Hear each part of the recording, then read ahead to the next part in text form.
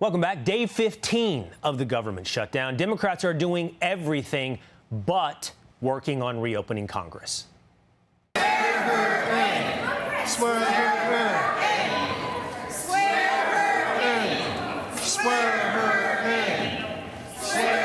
was Democrats storming Speaker Mike Johnson's office, one of them berating a Capitol officer. So who is to blame for this shutdown? Look at this poll.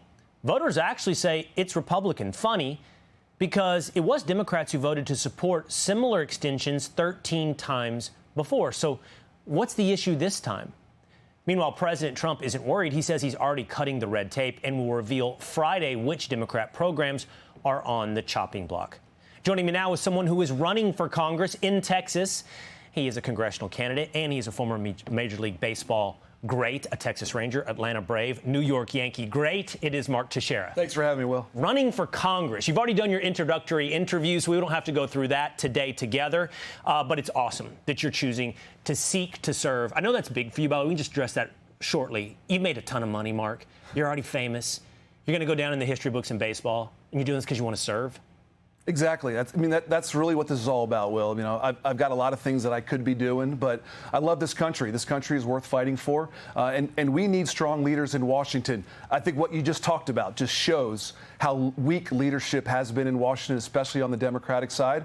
We need Republican leadership to counteract some of the craziness that we're seeing from the left. Well, let's do two things. Let's first address what we just saw. You just saw Democrats there out in front of Speaker Mike Johnson's office. You want to be a part of that body. What do you do here about this government shutdown?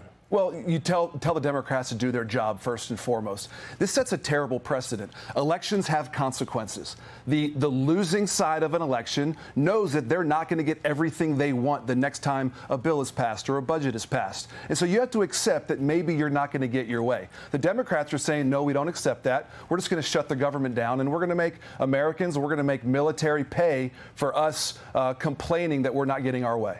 I want to be clear about something. Republicans have put forward a clean CR. That's a clean, continuing resolution. They've attached nothing new to it. No cuts, no additions.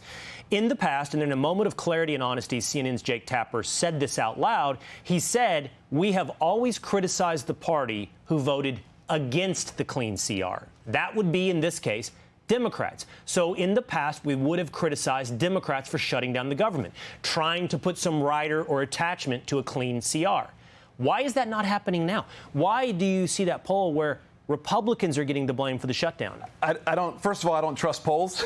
Second of all, I think there's a lot of Trump derangement syndrome still going on. And as long as there are Democrats and there are people out there that say everything that Republicans do is bad, even if it's reasonable. This is reasonable. Hey, listen, you want to negotiate on some things? All right, give us a few weeks. We'll negotiate, but don't shut the government down and hold the American worker, the American military personnel hostage because you haven't gotten your way up to this point. Yeah, you would think the public would punish that kind of intransigence.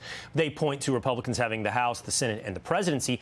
But to be clear, and to help Jasmine Crockett, another congressional member here in Texas, it takes 60 votes in the Senate. That's the math. That means Democrats have to vote for the CR. Yes, and here's the thing. I understand that a lot doesn't get passed when you don't have big majorities, and we have to work across the aisle every now and then, but we're not going to negotiate with terrorists. We're not going to negotiate with a party that says, hey, if we don't get our way, if we don't change the rules, then I'm going to close the government down. That's not fair to the American people. It's not fair to all the Republicans that are trying to do this the right way and say, hey, just give us a few more weeks to negotiate. And I just believe that Democrats are being unreasonable. All right, Mark Teixeira, running for Congress here in Texas, Central Texas, the Hill Country, right outside of Austin and San Antonio.